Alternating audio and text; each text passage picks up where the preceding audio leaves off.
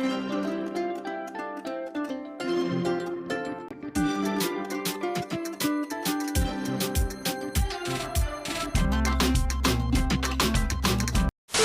Guys, स्वागत है आप सभी का मेरे एक और नए ब्लॉग वीडियो में। तो आज की वीडियो तो और भी ज़्यादा धमाकेदार होने वाली है। आप सोच रहे होंगे कि मैं इतने सारे मसाले लेके जा कर रही हूँ। थंबनेल से तो आप लोगों ने देख ही लिया होगा कि आज की वीडियो आटा मोमोज पर होने वाली है। तो मैं मसाले को थोड़ी देर धूप में सूखने के लिए रख दी थी और मैं ये 10 रुपये का जो सोयाबीन मिलता है इससे ही बनाने वाली थी आज की पूरी रेसिपी। तो आज का मेन इंग्रेडिएंट फिलिंग में यही जाएगा।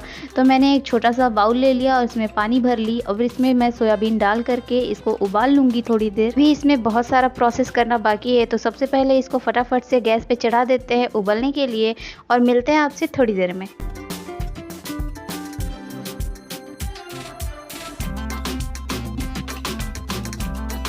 एक तरफ मैंने सोयाबीन को उबलने के लिए रख दिया है, दूसरी तरफ फिलिंग में जो जो सामान पड़ेगा उसको देख लेते हैं। तो एक प्याज मैंने ले लिया है, थोड़े लहसुन और मिर्ची, थोड़े से अदरक। हम इन तीनों को अच्छे से कूट लेंगे, जैसे कि मुझे कुछ लोगों की कुटाई करने की मन करती है तो बिल्कुल उसी तरीके से इसको कूटना है। हल्का सा दरदरा सा रहेगा ये। और फिर मैंने साइड में प्याज कट कर ली थी। हालांकि इसमें टमाटर भी पड़ता है पर मेरे यहाँ पे टमाटर वगैरह सब खत्म था। और इधर एक साइड में हमारा सोयाबीन भी उबल चुका था अच्छे से। तो फिर मैंने इसमें थोड़ा ठंडा पानी मिला दिया क्योंकि ये थोड़ा ठंडा हो जाए। थोड़ी देर इसमें ठंडा पानी डाल करके रखेंगे और जब ये थोड़ा नॉर्मल हो जाए तो इसको हाथों से स्क्वीज कर लेंगे। पर उप्स, ये अभी भी गर्म थे तो फिर मैंने इसका जो एक्स्ट्रा वाटर था इसको अलग से निकाल दी और फिर उसके बाद इसमें फिर से ठंडा पानी मिलाई। ये प्रोसेस आपको बार बार करना है जब तक कि ये थोड़ा नॉर्मल ना हो जाए, क्योंकि इससे आपके हाथ जल सकते हैं ना, इसलिए। बता तो मैं ऐसे रही हूँ जैसे कि आप लोगों को पता ही नहीं होगा। वे हम आते हैं अपनी रेसिपी पर। तो इसको आपको अच्छे से स्क्वीज करना है। स्क्वीज बोले तो इसको अच्छे से निचोड़ना है। ये प्रोसेस करना अच्छे से ज़रूरी इसलिए है कि फिर आपको दोबारा से मेहनत ना करना पड़े। जब इसकी आप फिलिंग भूनोगे तो फिर उसमें जो एक्स्ट्रा वाटर रहेगा उसको सुखाने में ज़्यादा टाइम लगेगा।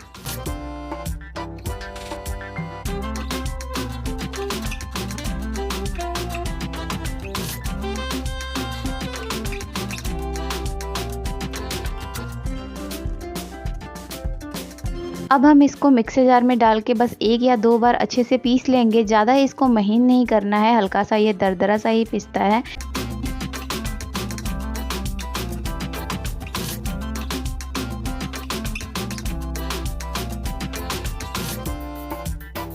तो देखो, आपको बस इस तरीके से ही दरदरा सा इसका पेस्ट बना लेना है। ज़्यादा महीन करोगे आप तो फिर ये पूरा डो जैसा बन जाएगा। हल्का सा ये भुरभुरा सा रहना चाहिए। तो बिल्कुल ये एकदम परफेक्ट इसका ये पिसा हुआ है। अब हम चलते हैं इसके आगे के प्रोसेस में। तो मैंने ले लिया है ये बड़ा वाला कढ़ाई। अब इसमें डालेंगे हम सरसों का तेल। अब आप सोच रहे होगे कि इतनी बड़ी कढ़ाई क्यों? थोड़ा सा क्वान्टिटी में मोमोज बनाने के लिए। पर मैं इस पर उबालने भी वाली हूँ, ज़्यादा बर्तन में फंसाऊँगी नहीं क्योंकि धुलना तो मुझे ही पड़ेगा ना बॉस, इसलिए। तो फिर मैंने यहाँ पे बस प्याज डाला तेल में और भी जीरा वगैरह ये सब कुछ नहीं जाएगा। प्याज, और ये जब प्याज थोड़ी देर भून जाएगा तो इसमें हम डालेंगे जो हमने लहसुन, मिर्ची, अदरक इसको कूट के रखा था। फिर इसको भी 2 मिनट भूनेंगे। इसमें फिर हल्दी पाउडर डालेंगे और अगर आपके पास टमाटर है तो आप उसका पेस्ट बना करके ज़रूर से डालें क्योंकि उससे टेस्ट और इन्हेंस हो जाता है। मेरे पास नहीं था तो फिर मैंने बस हल्दी डाला। उसके बाद जो सोयाबीन ये हम लोग रेडी करके रखे थे इसको अब भूनना रहता है। तो इसको भूनने में ही जो टाइम लगता है वही टाइम टेकिंग होता है। तो इसके लिए आपको चाहिए बहुत सारा पेशेंस। कम आंच पर इसको अच्छे से भुनना होता है। और मैंने यहीं पर नमक भी डाल दिया स्वाद अनुसार। ऑफ कोर्स स्वाद अनुसार ही पड़ेगा ना। फिर उसके बाद इसमें बस थोड़ा सा मैंने जो गरम मसाला आपने शुरुआत की क्लिप में देखा था, जो मैंने धूप में सूखने के लिए रखा था, का पाउडर बनाएंगे और थोड़ा सा गरम मसाला भी इसमें डाल देंगे क्योंकि अब मसाले के नाम पर हम लोग कुछ तो डाल नहीं रहे हैं। तो हल्का सा गरम मसाला इसमें जाएगा।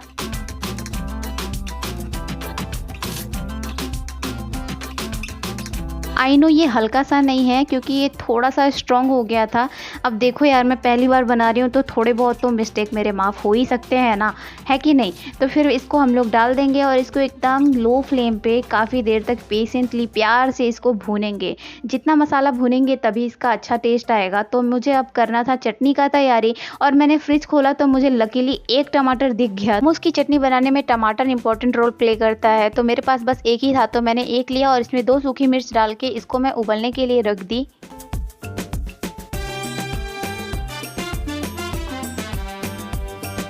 दूसरी तरफ मैंने थोड़ा सा आटा लिया था, इसमें से भी मेरा आटा बच ही गया था। तो अब इसमें हम डालेंगे थोड़ा सा स्वाद अनुसार फिर से नमक। इसके बाद अब इसमें थोड़ा सा जाएगा रिफाइंड ऑयल।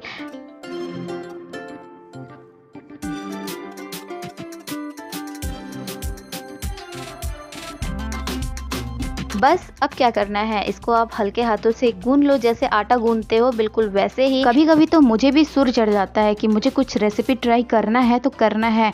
मैं वीडियो बनाने के पर्पज से इसको नहीं बना रही थी, मुझे बस ट्राई करना था कि यार आटे का मोमोज भी बनता है या नहीं, और बनता है तो ये कैसा टेस्ट देता होगा।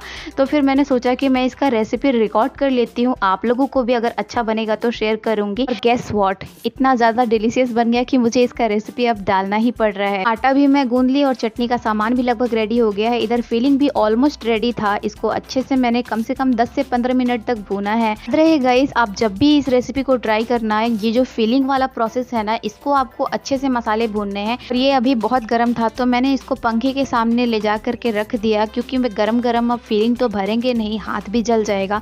तो फिर मैंने इसको रख दिया पंखे के सामने थोड़ी देर ठंडा होने के लिए। और मीनवाइल थोड़ी देर मैंने आटा भी रेस्ट करने लग दिया था। फिर उसके बाद मैं इसको फिर से गूनी थोड़ा अच्छे से, और फिर मैंने इसकी छोटे छोटे गोलियां बना ली। जैसे कि आप देख ही सकते हो, अब मोमोज बना रही हूँ तो रोटी जैसा आटा का गोला तो मैं बनाऊंगी नहीं, ऑब्वियसली छोटा छोटा ही बनाऊंगी ना। तो फिर उसके बाद मैं इधर सारी रोटियां छोटा छोटा बेल के रख रही थी, ताकि मुझे बस फिलिंग करना रहे जब फिलिंग ठंडी हो जाएगी तो। और इसको बहुत ज़्यादा बड़ा नहीं बेलना है, नहीं तो आपका मोमोज का साइज जाइंट साइज का बन जाएगा। बिल्कुल ऐसा मीडियम साइज का बनाना है, ताकि मोमोज बहुत छोटा भी ना बने और बहुत बड़ा भी नहीं। तो मैंने इतनी सारी पूड़ियाँ लगभग बेल ली थी। अब बारी था इसको स्टीम में पकाने का। तो मैंने कढ़ाई में थोड़ा पानी रख दिया उबलने के लिए। अब इसके ऊपर हम अपना देसी जुगाड़, जो आटा चालने वाला चलनी होता है, इसको ले लिया था। इसको अच्छे से मैं साफ कर ली थी पहले से ही। फिर उसके बाद ये कढ़ाई पर ये अच्छे से सेट भी हो जाता, तो इसीलिए मैंने इसको लिया, और इसके जलने के चांसेस भी कम है। तो फिर मैंने इधर एक साइड इसको गर्म होने के लिए रख दिया। मीनवाइल मेरा फिलिंग भी रेडी हो गया था, ठंडा हो गया था बिल्कुल फिल करने के लिए। तो अब क्या था, देरी ना करते हुए मैंने फिलिंग भरना शुरू कर दिया। शुरुआत में तो मुझे बड़ा ही दिक्कत हुआ इसको भरने में, क्योंकि मुझे समझ ही नहीं आ रहा था कि मैं कौन सा शेप दूँ। तो मुझे लग रहा था कि बस इसको जैसे तैसे अब भर के हटाऊँ। तो शुरुआत में मैंने ये गुजिया वाला शेप का बनाया था, फिर उसके बाद ये गोला शेप का बनाई मैं सोची मैं और एक्सपेरिमेंट नहीं कर सकती हूँ। तो मैंने बस सारे को पकड़ा और फिर गोला गोला भर दी। और इधर इतना प्रोसेस करते करते तक तो मेरी एनर्जी अब धीरे धीरे लो होने लगी थी, क्योंकि भाई साहब ये इतना ज़्यादा लेंदी प्रोसेस है, पढ़ाई करने से भी टफ है भाई। 1 घंटा आप पढ़ने बैठोगे तो उतना एनर्जी नहीं जाता है जितना ये सब ताम झाम करने में जाता है। लेकिन क्या करें, अब जब मैंने इसको करना शुरू कर दिया था तो इसको फिनिश भी करना था। फिर क्या था, मैंने सारे मोमोज में स्टफिंग को अच्छे से भरा। मोमोज खाते वक्त जितना जल्दी फिनिश हो जाता है, इसको बनाने में बहुत टाइम लगता है। मैं पिछले 1 घंटे से यहाँ बैठ करके मेहनत कर रही हूँ और ये अभी तक नहीं बना है। लेकिन ये जैसे ही बन के रेडी होगा ना, आई स्वेयर ये 10 मिनट के अंदर ख़त्म हो जाएगा। मोमोज से रिलेटेड मैं आपको एक किस्सा बताती हूँ। तो मैं जब इलाहाबाद रहती थी, 2018 में मैं इलाहाबाद गई थी, और मैं वहाँ पे लगभग 1.5 साल रही प्रिपरेशन के ही दौरान अपने। तो फिर वहाँ पर मैंने देखा कि जो रिलेटिव के यहाँ पे हम लोग ठहरे हुए थे कुछ दिन के लिए, तो उनके यहाँ पर रेंटर रहते थे, तो वो लोग वहाँ रह कर के मोमोज बनाने का काम करते थे। मैंने पहली बार देखा बल्क में मैदा रखा हुआ रहता था और वो लोग ढेरों सारा मोमोज बनाते थे। जैसे कि एक जगह मोमोज बनता है, फिर उसके बाद रिटेलर रहते हैं, थोड़ा थोड़ा ऑर्डर करके ले जाते हैं बेचने के लिए। तो मैंने पहली बार इतना सारा बल्क में मोमोज वहीं पर देखा था। देखो, बातों ही बातों में हम लोग का फिलिंग ऑलमोस्ट भर के सारा रेडी हो गया है। तो मैंने कुछ इतना सारा मोमोज बना के रेडी किया था। अब बारी थी इसको स्टीम देने का। तो फिर मैंने पहले से तैयारी कर रखा था, इसमें पानी भी उबलने के लिए रख दी। फिर मैंने गैस थोड़ा देर कम कर दिया था, क्योंकि मुझे थोड़ा टाइम लग गया स्टफिंग भरने में। फिर उसके बाद जैसे ही इसका पानी उबलने लगा, फिर मैंने एक एक करके सारे मोमोज को रख दिया। अब इसको हम अच्छे से सेट करेंगे। फिर उसके बाद इसको लगभग 10 से 15 मिनट तक ढक करके स्टीम देंगे, तब जा करके ये अच्छे से पकेगा।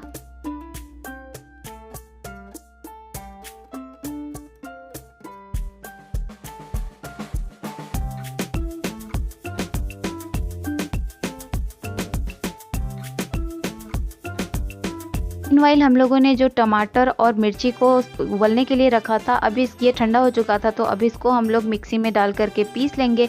मैंने थोड़े से लहसुन की कलियां ले ली हैं, 2 से 3। फिर उसके बाद इसमें जाएगा ये उबला हुआ मिर्ची और टमाटर, और फिर उसके बाद इसमें नमक मैं अभी से ही डाल दी। फिर उसके बाद मुझे ध्यान आया कि फ्रिज में धनिया भी रखा हुआ है, तो मैंने सोचा कि यार धनिया भी डाल देती हूँ। अब और कुछ तो मेरे पास था नहीं कि मैं और कुछ इसमें ऐड करती, तो इसके लिए मैंने ये धनिया देखा। तो फिर उसके बाद मैंने इसको बारीकी से काट लिया। इन सबको मिक्सर जार में डाल के अच्छे से इसको पीस लेंगे, फिर हम लोग का चटनी भी रेडी हो जाएगा। तो इधर एक साइड मेरा मोमोज़ भी रेडी हो चुका था और मैंने इसको चेक किया तो ये इधर एक साइड से तो पक गया था, लेकिन मैं बिल्कुल भी रिस्क नहीं लेना चाहती थी क्योंकि आटे की स्टफिंग मैं बना रही हूँ तो मैं डर रही थी कि कहीं ये कच्चा ना रह जाए। तो मैंने इसको अलटते पलटते हुए इसको पलट करके दूसरे साइड से भी 10 मिनट लगभग स्टीम दिया था, तब जा कर के मुझे ऐसे तसल्ली हुआ कि हाँ मोमोज़ कम से कम कच्चा नहीं रहेगा।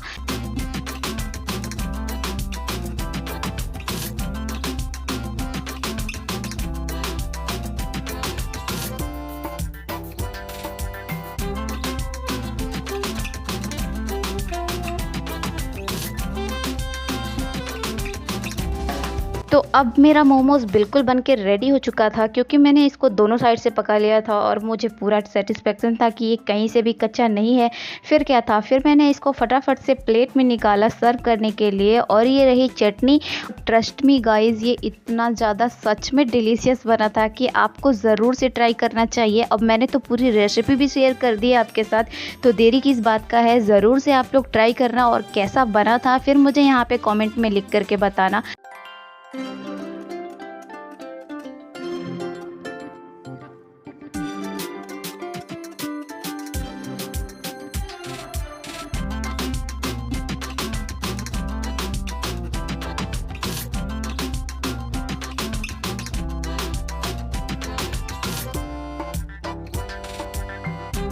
इसके अंदर की स्टफिंग भी एकदम अच्छे से भरा हुआ था, आप देख ही सकते हो। लग रहा है ना एकदम डिलीशियस सा। विश कि मैं आप लोगों को भी टेस्ट करा पाती, तो फिलहाल आप लोग तो नहीं टेस्ट कर सकते हो, तो मैं चली गई पापा के पास कि मैं पहले उनको टेस्ट कराती हूँ। और अभी आप लोग उनका रिएक्शन देखो, आपको लग रहा है कि मैं इतना बड़ाई कर रही हूँ ना, तो भी पापा का रिएक्शन देखना, तभी आप लोगों को समझ में आएगा कि मैं झूठ नहीं कह रही हूँ।